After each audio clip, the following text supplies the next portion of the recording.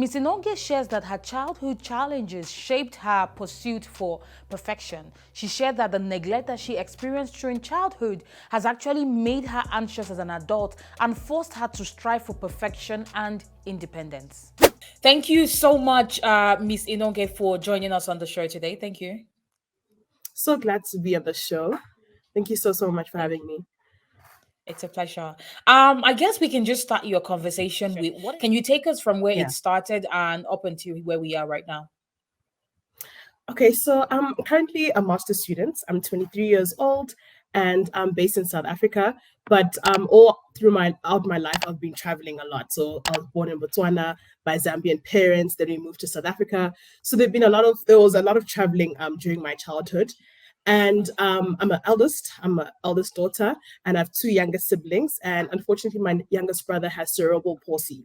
So being at a very young age, I was forced to grow up a bit too fast.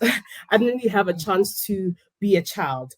Um, I was, even though I don't blame my mother for this, but I mean, more focus and more effort and more priority was given to my brother who needed more care, and obviously that also impacted us as siblings who we wanted to help out and we wanted to take care of my brother.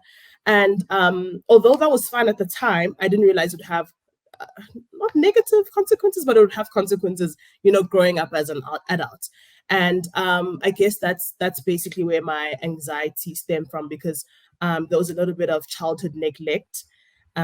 So yeah, I would say that's where my anxiety stemmed from. You mentioned you're 23-year-old and you are currently doing a master's degree. And for me, when you mentioned those two things, I was like, this one is already a high achiever.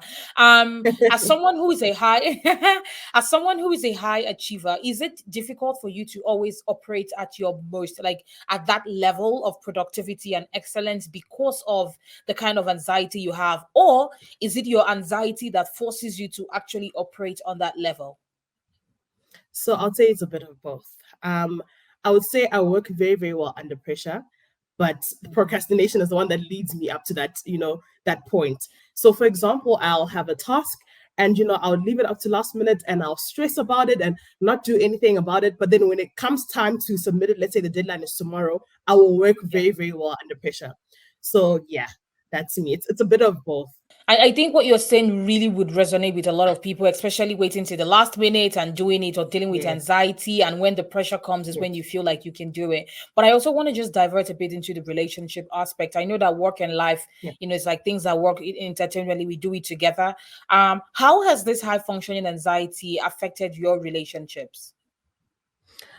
So I'm more of a giver than a receiver, and that obviously from my childhood I've always been giving. I've always been, taking care of this, always been. So I find it very hard to receive.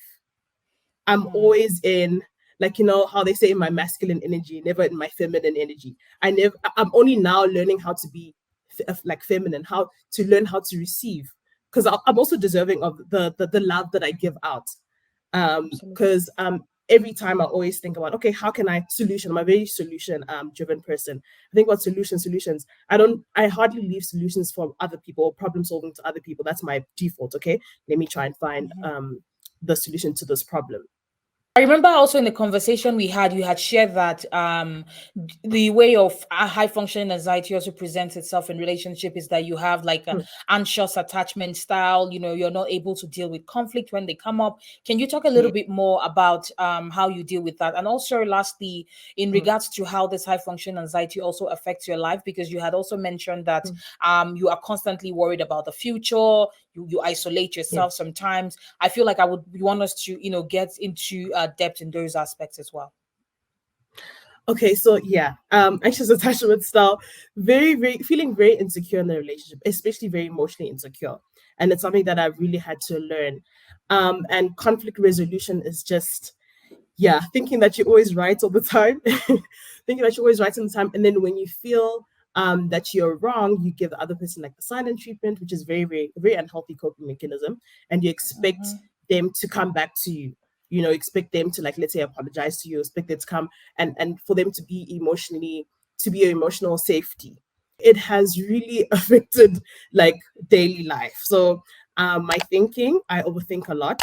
And Mm, sometimes this overthinking is paralyzing because sometimes I overthink about things I can't control, always thinking about the future, always wanting to be one step or even 10 steps ahead, not managing the now and not being grateful for the now. mm, For example, mm. let's say my goal is to achieve having straight A's. When I achieve the straight A's, I won't be grateful on achieving the straight A. I'll want to, I'll focus on the next goal and not be grateful, Mm, not be in the moment. Okay, this is what I achieved. Let me be happy for myself. It's always, wanting yeah. to achieve, wanting to achieve.